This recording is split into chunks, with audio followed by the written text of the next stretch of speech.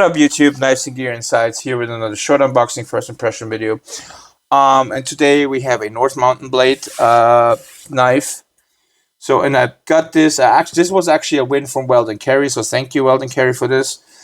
I got this a couple days ago. I gotta admit I was already in the box and I took it out, but I just wanted to share the unboxing impressions for this knife. So of course have to be with the box. So, and it comes with a really nice pouch and all the extra things here. This is a sticker, I believe. Is it a sticker? No, it's just a little cardboard. Then you got a little card in here and your nice little cleaning cloth. The pouch is really nice actually on these. So, and the knife. Sorry, I apologize. My dogs went crazy again, as usual. There can't be any recording or almost no recording without any incidents. So, back to the knife. So, I got this knife. It was a win from edccarry, like I said. And it's the Northmountainblade Chop 2. So, I actually already installed this quick stud just because I feel like this knife it makes this knife so much better if you have a stud on it. Don't get me wrong, the flipper works great. So, so the flipper works. It's a little weak, okay?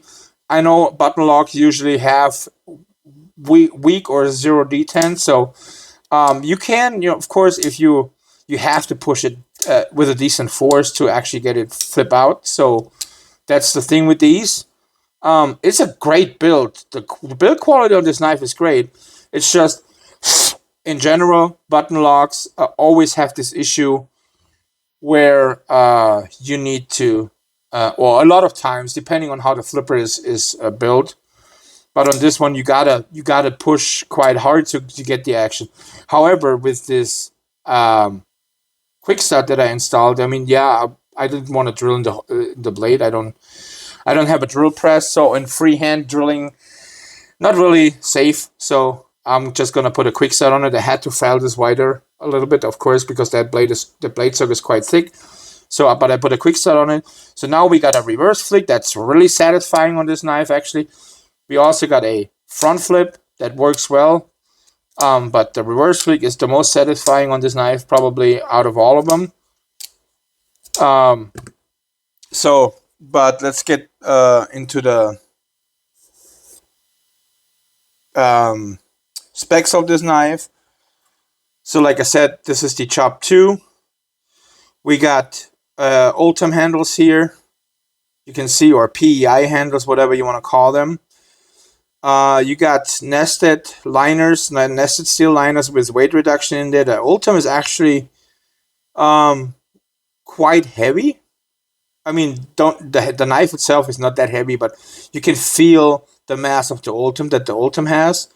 So you can see the weight reduction in here. In this, you got I'm not sure what the backspacer is. It could be. It might be brass or something. I really don't know.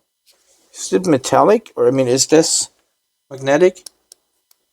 Yeah, it is. So, I don't really know. I can't really tell what the backspacer is. Could also be just steel. Looking like this, but I don't know. You got a steel pocket clip. You got all the way around, which is cool. Northmountainblade, thank you for that. T8 hardware all the way around.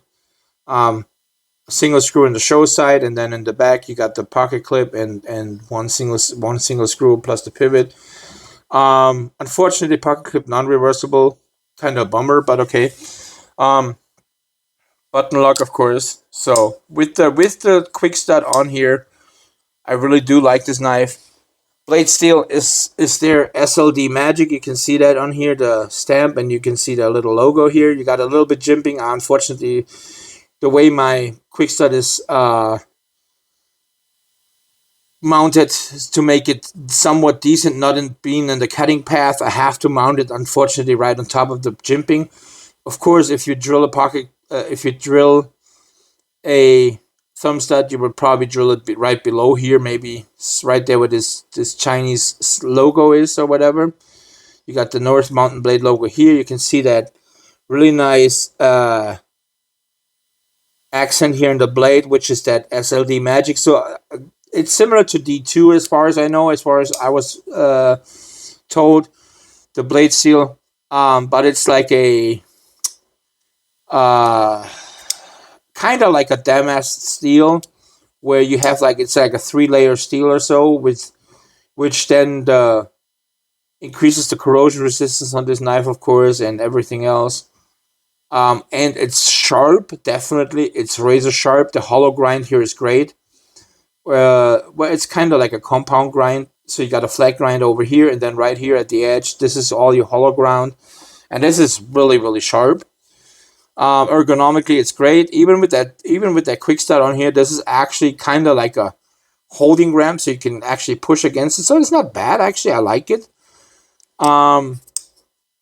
Let's get some more specs on this knife, get some weight. So we got a weight of, I assume, a little bit under 4. About right at 4, 3.98. 3.98. You got a overall length on this knife. Let me get the tape measure out here. So you got an overall length on this knife right at 8 inches.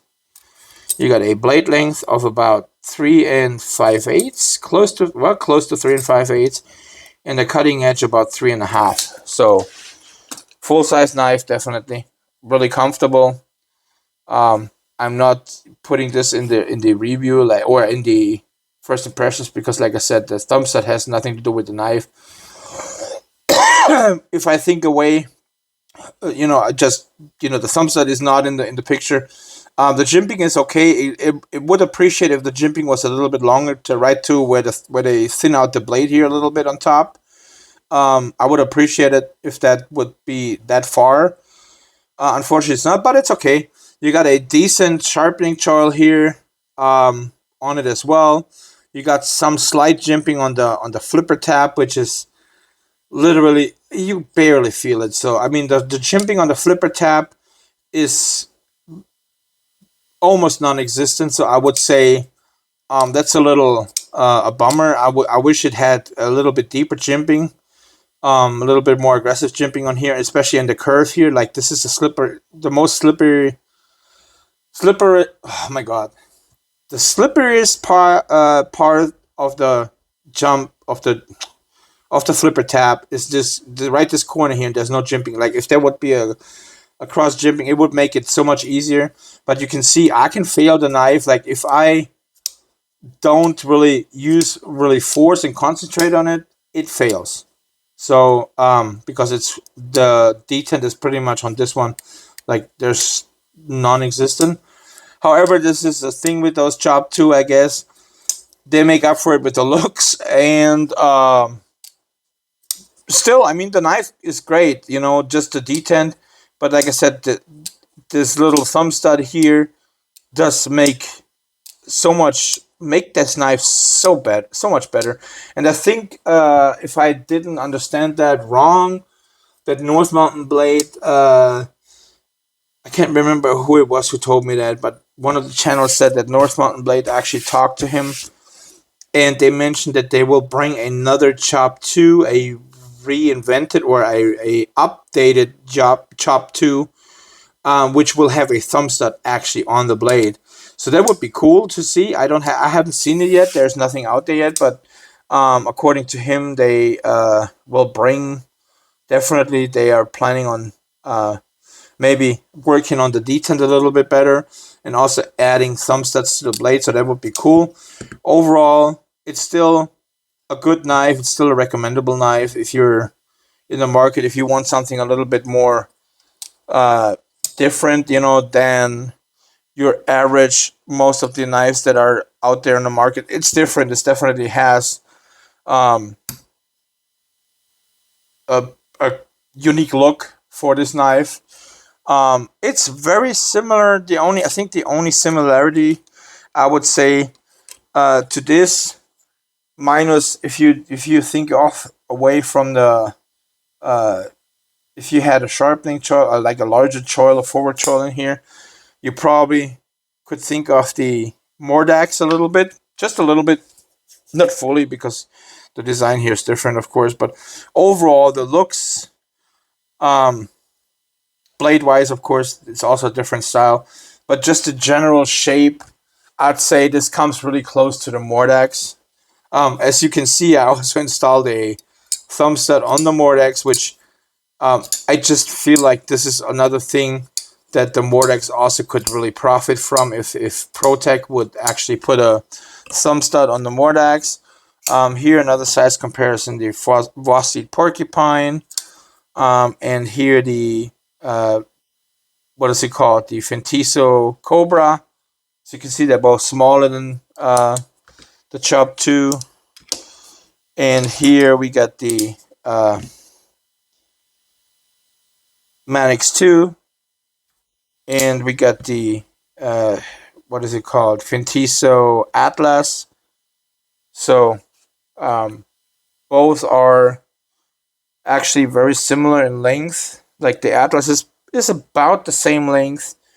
The Manix 2 is also about the same length. So right there at the edge, if you add them together or if you bump them towards something solid, you would see they're all about the same length. And then we got one more size comparison here. We got the Cibibi Neurohaptic, which is larger. And it's also got the, well, this is different type of Damascus. This is just like a Damasteel with 3 layers. This is, I don't know, I think this is like 17 layers or so. But overall, yeah, I'd say it's still, the Job 2 is still a recommendable knife. I would say, modding wise, like if you like this knife, if you don't care about the